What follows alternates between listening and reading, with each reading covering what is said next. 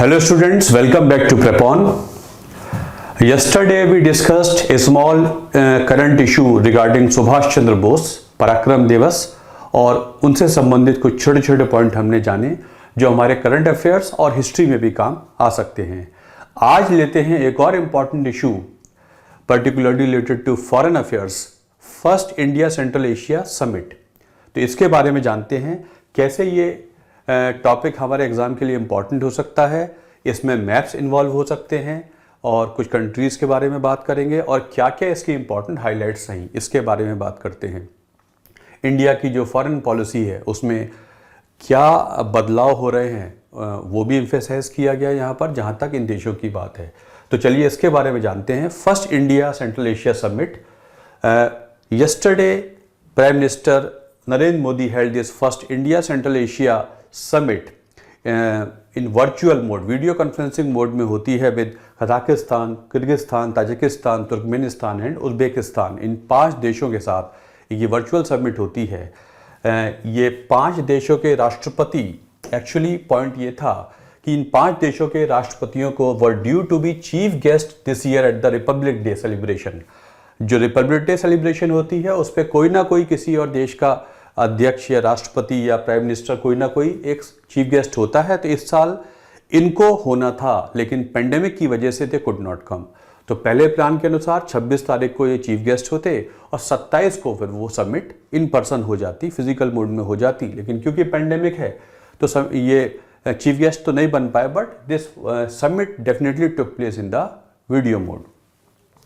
इसी मौके पर एक दिल्ली डिक्लेरेशन अनाउंस होती है, उसके बारे में बात करते हैं अभी क्या क्या उसके इंपॉर्टेंट टेक अवेज हैं।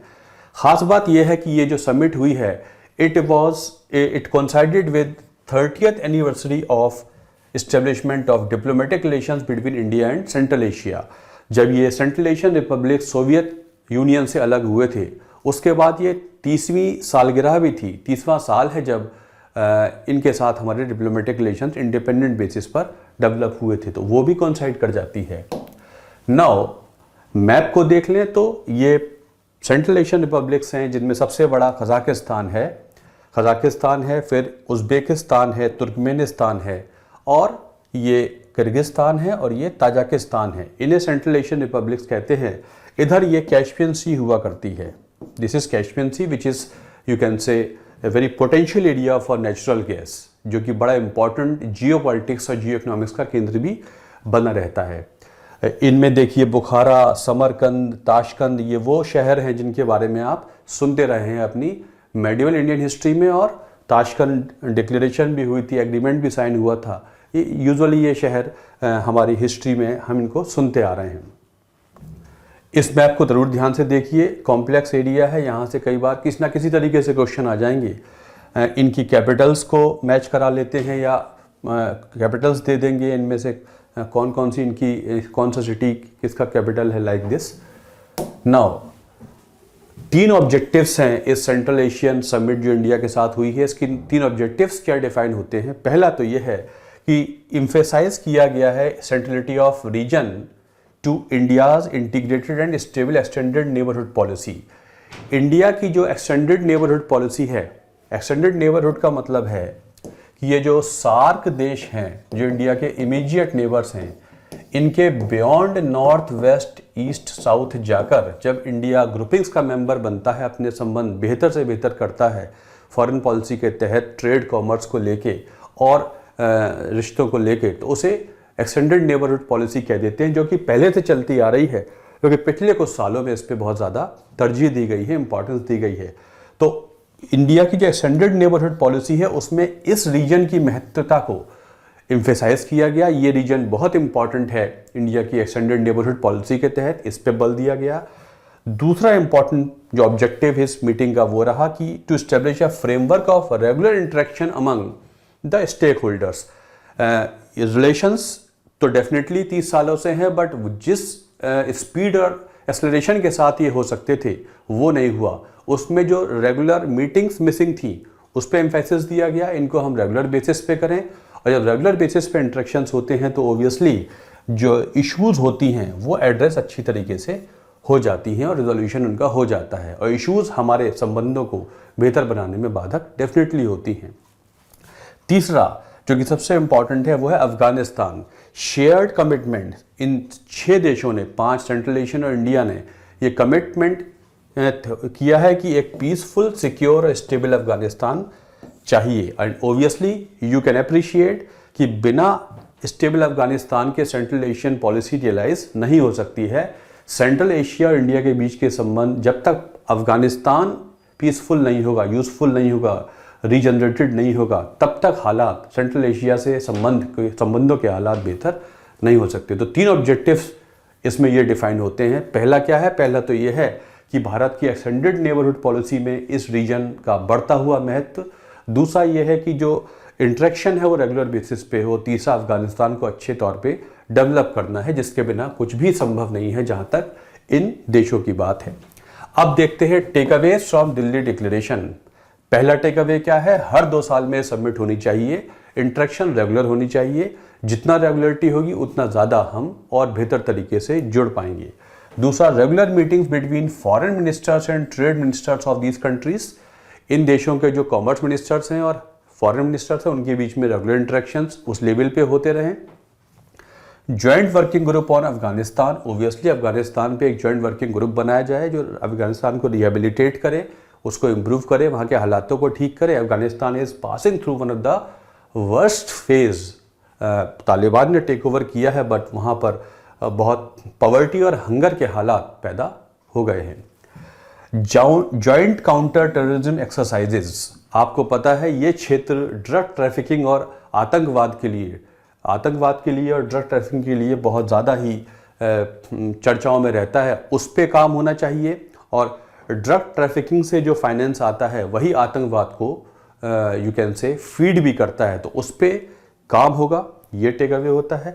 Group 2 operationalize the use of Chabahar port by all the 5 countries. Chabahar port के बारे में आपको पता है, ये ईरान में हुआ करता है और ईरान का ओशनिक एक तरीके से ये एक्सेस है। इस पे काम हो, और इसका जो ये इंडिया ने इसमें बहुत important, you can say India का बहुत इंपॉर्टेंट एक्सेस है to Central Asia, Chabahar port. और ये obviously you know it is a geopolitical answer of India to Gwadar port developed by China in Pakistan. इसकी एक्सेस, और ओबियसली जब तालिबान से पहले गवर्नमेंट ये हुआ करती थी तब इंडिया ने इसका इस्तेमाल करके बहुत ज़्यादा यहाँ पर डेवलपमेंटल एड पहुँचाई है, ट्रांसपोर्टेशन सिस्टम का यूज़ किया है ताकि अफगानिस्तान में हालात बेहतर हो जाएं। तो ये जो 5 देश हैं ये इसका फ़ायदा उठाएं, और ये जो चाबहार पोर्ट है इसके इस्तेमाल से व्यापार बढ़े, और ये बहुत अच्छी तरीके से कनेक्टेड है the western port city of India. तो इसका इस्तेमाल बेहतर तरीके से हो, इसका फुल पोटेंशियल इस्तेमाल होना चाहिए, यूटिलाइज करें ये देश।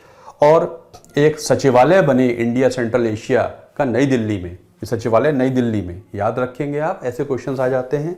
और bringing Indian hospitals and universities to the Central Asian nations. आपको पता है भारत में जो मेडिकल सेवाएं हैं वो चीप और बेस्ट मानी जाती है, इसलिए मेडिकल टूरिज्म इंडिया में खास तौर से उन देशों से बहुत ज़्यादा होता है जो डेवलपिंग नेशंस हैं। तो क्यों ना इसका एक फ़ायदा सेंट्रल एशिया में उठाया जाए। तो भारत के जो हॉस्पिटल्स हैं और मेडिकल इंस्टीट्यूशंस हैं और यूनिवर्सिटीज़ वगैरह हैं एजुकेशन के क्षेत्र में, इनका ये वहाँ पर आगाज़ हो, ये चीज़ें वहाँ पर बड़े स्तर पे पहुँचें। तो ये कुछ टेक अवेज हैं दिल्ली डिक्लेरेशन के। चाबहार पोर्ट और ग्वादर पोर्ट ये आप ध्यान रखेंगे।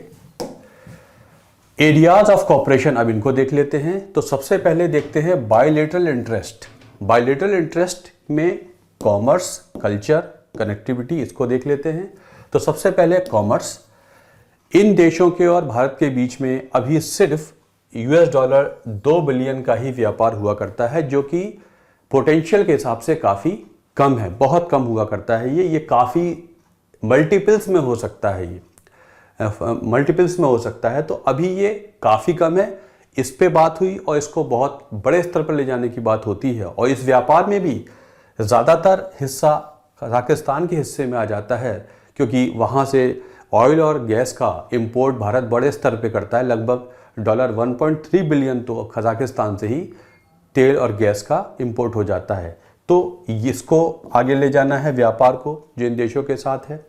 कल्चर के क्षेत्र में आपको पता है कि एंशियंट हिस्ट्री के पीरियड में तो बुद्धिज़्म का बहुत इंपॉर्टेंट क्षेत्र हुआ करता था, तो क्यों ना बुद्धिज़्म की एग्जीबिशंस वहाँ लगाई जाएं या बुद्धिज़्म जो एंशियंट लिंकेजेस हैं उसको रीजनरेट किया जाए, तो कल्चर के क्षेत्र में काम हो। साथ साथ people residing in the this mountain valley of Ladakh and Himalayan states, cultural similarity in region में और उन क्षेत्रों में हो सकती है, उस पर एम्फेसिस दिया गया है। पीपल टू पीपल कॉन्टैक्ट जहाँ तक कल्चरल सिमिलरिटी की बात है उसको बढ़ाया जाए, साथ के साथ increasing people to people contact in general also हम बढ़ा सकते हैं। तो पहले तो कॉमर्स पे काम किया जाए, व्यापार पे। कल्चरल कनेक्शन बहुत बेहतर बनाया जा सकता है सेंट्रल एशिया से, क्योंकि हिस्टोरिकल भारत का जो हिस्टोरिकल कल्चरल जोन है उसमें सेंट्रल एशिया बखूबी अपना रोल प्ले करता है, चाहे वो कनिष्क हो या मुगलों का समय हो और अशोक का समय हो, उसमें इन क्षेत्रों का कुछ बड़ा योगदान रहा है। कनेक्टिविटी जो एक और इम्पॉर्टेंट इशू है बायलैटरल इंटरेस्ट में, उस पर आ जाते हैं। उसमें देखें तो एक ट्राइलेटरल वर्किंग ग्रुप चल रहा है between India, Iran and Uzbekistan. India, Iran and Uzbekistan, इसको और स्ट्रेंथन किया जाए ताकि कनेक्टिविटी और बेहतर तरीके से हो जाए। तो ट्राइलेटरल वर्किंग ग्रुप की मीटिंग्स और बेहतर तरीके से हों और इंडिया, उज्बेकिस्तान और ईरान इन मिलकर इस कनेक्टिविटी के सिस्टम को और आगे बढ़ाना चाहिए। बिल्डिंग डेवलपमेंटल पार्टनरशिप, अब डेवलपमेंटल पार्टनरशिप बनानी चाहिए। इंडिया ने $1 billion line of credit in देशों को दे रखी है, खास तौर से in the field of energy है, हेल्थ केयर है, इंफॉर्मेशन टेक्नोलॉजी है, कनेक्टिविटी है, एग्रीकल्चर है। 2020 में ये एड इनको दी गई है। लाइन ऑफ क्रेडिट लगभग $1 बिलियन का इनको दिया गया है। लाइन ऑफ क्रेडिट क्या होती है? लाइन ऑफ क्रेडिट क्या होता है? एक तरीके से एक लोन होता है। एक लोन है, आपको एक $100 का लोन दे दिया गया और ज़रूरी नहीं है $100 का इस्तेमाल आप एक साथ कर लें। आप इसमें से $2 निकाल लीजिए, खर्च कर लीजिए, लेकिन $100 से ऊपर आप नहीं जा सकते। जैसे ही आपने $2 खर्च किए तो वो आप $2 अगर आप जमा कर देंगे तो फिर ये वापस $100 हो जाएगा। तो ये बड़ा फ्लेक्सिबल सिस्टम ऑफ लोनिंग होता है जो बहुत यूज़फुल हुआ करता है। तो इंडिया ने इतना इनको दिया हुआ है डेवलपमेंट के लिए। अगला जो इशू है वो है discussion on global and regional developments. Global regional developments पे भी इस पे एम्फेसिस दिया गया। खास तौर से पेंडेमिक के बाद जो इकोनॉमीज़ हैं वो अफेक्ट हुई हैं, उनको रीग्रो कराने की बात हुई है, इस पे बात होती है। साथ साथ रीजनल डेवलपमेंट की बात करें तो अफगानिस्तान को लेके integrated approach is required for development in Afghanistan. तो कुछ global issues so far as economies are concern in the pandemic period and obviously Afghanistan also, तो इस पे बात हो जाती है। अब ले लेते हैं importance of each Central Asian country vis a vis India. अब हर देश से भारत के लिए कौन सी डायमेंशन इंपॉर्टेंट है? Kazakhstan, as I have told you, the biggest of these countries, major area इसके पास है। ये इंडिया का बहुत इंपॉर्टेंट पार्टनर है जहां तक एनर्जी सिक्योरिटी की बात है। कजाकिस्तान के पास भंडार हैं तेल और नेचुरल गैस के, उस पर बहुत इंडिया का कजाकिस्तान से ये संबंध ज़्यादा इम्पॉर्टेंट है। Uzbekistan, state governments of India are also active partners in growing cooperation. जैसे भारत का एक गुजरात राज्य है, ऐसे ही उज्बेकिस्तान का एक राज्य है, उसके बीच में कुछ डेवलपमेंटल कोऑपरेशन के एग्रीमेंट्स वगैरह साइन हुए। ऐसे ही फरगना है और हरियाणा राज्य है, इसके बीच में साइन हुए। तो राज्यों और राज्यों के बीच में भी डेवलपमेंटल एग्रीमेंट्स को बढ़ावा देने की बात हो। उस नाते उज्बेकिस्तान से एक डायमेंशन ज़्यादा एम्फेसाइज होती है। किर्गिस्तान को ले लें तो active participation in the field of education, लगभग 1000 भारतीय स्टूडेंट वहाँ पढ़ते हैं। साथ साथ हाई ऑल्टीट्यूड रिसर्च, किर्गिस्तान की लोकेशन में हाई ऑल्टीट्यूड रिसर्च के स्टेशन ऑलरेडी बने हुए हैं, वहाँ पर भारत ने भी अपना इन्वेस्टमेंट किया है। खास तौर से हाई ऑल्टीट्यूड वॉरफेयर में ऐसे वहाँ हॉस्पिटल डेवलप किए जाएं जो इंडिया के हाई ऑल्टीट्यूड वॉरफेयर एरियाज़ हैं, वहाँ पर मेडिकल एड जल्दी से जल्दी पहुँचाई जा सके या मेडिकल सुविधा मिल जाए। तो high altitude research point of view से लेकर खासतौर से मेडिकल रिसर्च किर्गिस्तान इसलिए इम्पॉर्टेंट। ताजिकिस्तान में एक फरखोर एयर बेस है जो जॉइंटली इंडियन एयरफोर्स और ताजिक एयरफोर्स चलाती है। फरखोर एयर बेस की लोकेशन कुछ ऐसी है जो पाकिस्तान को बिल्कुल सीधे से देखती है। तो पाकिस्तान पे एक यू कैन से मिलिट्री प्रेजेंस इंडिया की हो जाती है। फरखोर एयर बेस जो कि ताजिकिस्तान में है, जो बहुत इंपॉर्टेंट डायमेंशन है और इंडिया को एक मिलिट्री एडवांटेज देती है। This Farkhor air base is jointly operated by Indian air force and Tajik air force. It is in Tajikistan. ये इंपॉर्टेंट है। और तुर्कमेनिस्तान को ले लें तो important part of Indian vision in the field of regional connectivity Ashgabat agreement, जो international north south transport या transit corridor है, उसको लेके जहाँ तक बात है तो उसमें तुर्कमेनिस्तान का बहुत इंपॉर्टेंट रोल हो जाता है। तो ये 5 देश हैं, इनके साथ साथ ये डायमेंशन इंपॉर्टेंट है। ये इन जनरल है। वैसे देखा जाए तो 5 देशों के साथ भारत के व्यापार अभी फॉरेन रिलेशंस को इम्प्रूव करने की ये कोशिश हुई है। And as I told you, India अपने एक्सटेंडेड नेबरहुड पॉलिसी पे काम कर रही है। ईस्ट में बिम्स्टेक वगैरह ग्रुप हैं, इधर सेंट्रल एशिया के साथ, ऐसे ही नॉर्थ में भी काम कर रही है ताकि बेहतर तरीके से इधर वेस्टर्न मिडिल ईस्ट में चले जाएं तो India is part of good number of things. तो ये इंडिया की पॉलिसी है कि सार्क देशों से आगे बढ़कर एक रीजनल लीडर का रोल से बढ़कर एक बड़े स्तर पे काम किया जाए। So this is a small topic call about the India Central Asia Summit, which was the first summit was held yesterday. So this is all for this particular topic today. Thanks a lot for watching this video. We shall be bringing more such topics for your examination point of view on the regular basis. Thank you very much.